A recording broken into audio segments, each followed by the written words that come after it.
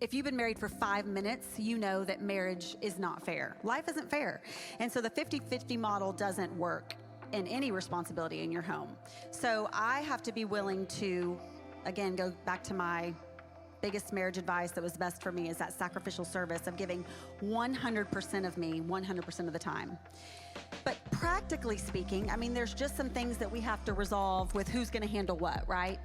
And I think that it's different for every household, and you have to figure out what works for you, because there's going to be some of you that are like me. For years, I was at home with the kids, and so I took on the responsibilities of the home. That was my job. That's what I saw as my job. I don't think you had ever done a load of laundry, a dish, but I wanted it that way because he was outside of the home working really hard to provide for our family. So I saw that as my job.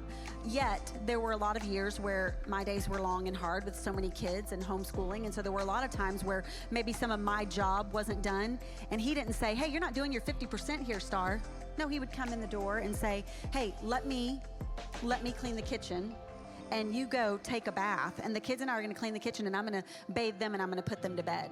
If you do have an agreement with your responsibilities, don't be so stuck and glued to the fact that your spouse has to always fulfill that. Be willing to bend and to serve each other.